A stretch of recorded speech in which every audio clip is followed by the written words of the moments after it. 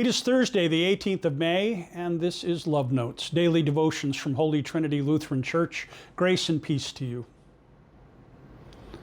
Well, we continue with Plague Week here on Love Notes. We are deep into chapter 9. And as we've said before, the intensity of the conflict between Pharaoh and God continues. Pharaoh's heart getting ever harder, and God using plagues that are increasingly destructive, undoing creation, if you will. Remember that we said that one way to look at these plagues is that God is withdrawing God's hand from Egypt as the sustainer of creation, the one who created from the beginning. Pharaoh has brought chaos, and now God is in some sense allowing chaos to rule, just as Pharaoh wanted. Maybe it will open Pharaoh's eyes at some point to see his wrong, or maybe not. Maybe his heart will just continue to be hard. But now with this next plague, well, things get a little bit more serious, and we come to see that there's more to what God is doing than we might have imagined. In verse 13 it says, "Then the Lord said to Moses, Rise up early in the morning," you've heard that before, "and present yourself before Pharaoh," as he's doing his morning ablutions. "Thus says the Lord, the God of the Hebrews, Let my people go so that they may worship me. For this time I will send all my plagues upon you yourself, and upon your officials, and upon your people, so that you may know that there is no one like me in all the earth." There's a shift here. Maybe it's kind of like saying God isn't playing around anymore. God isn't using just magical signs. God isn't just giving us nuisances and things that we will heal from. God continues, "For by now I could have stretched out my hand and struck you and your people with pestilence, and you would have been cut off from the earth. I could have just gotten rid of you, but I have not." God is not toying with Pharaoh. God is restraining the divine hand, hoping that Pharaoh will relent. God has no desire to destroy the whole nation of Egypt, no more than God had the desire to destroy Sodom and Gomorrah.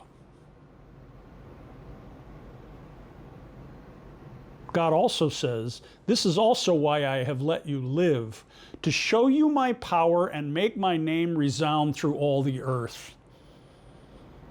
God will be known through these things. And God will not just be known to the enemies of God like Pharaoh, but the people of Israel are witnessing this glorious power of God all the way along.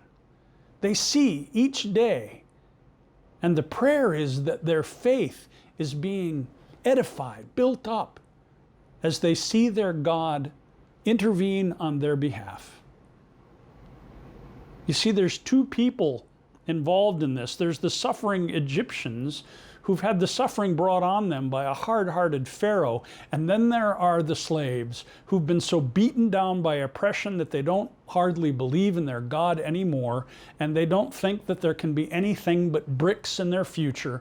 And now they are seeing these plagues unfold, and as God saves them, their faith is kindled.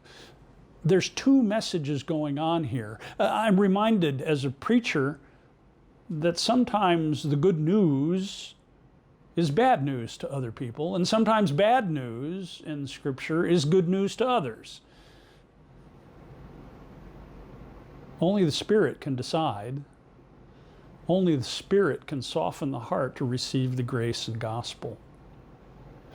God continues, "You are still exalting yourself against my people and will not let them go."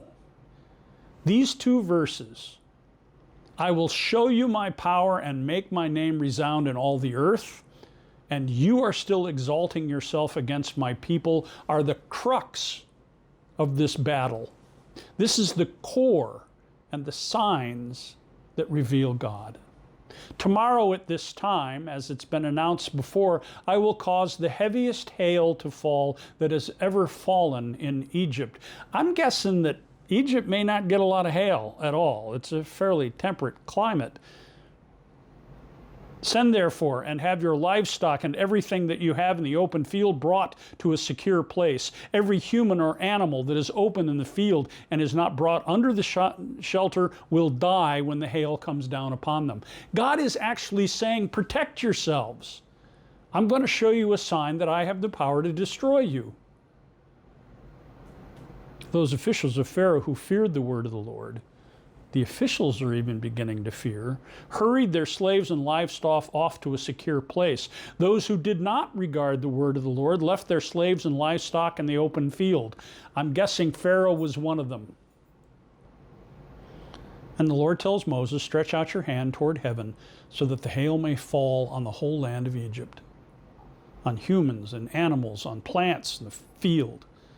So he stretched out his hands, and the hail came down, and with the hail came fire.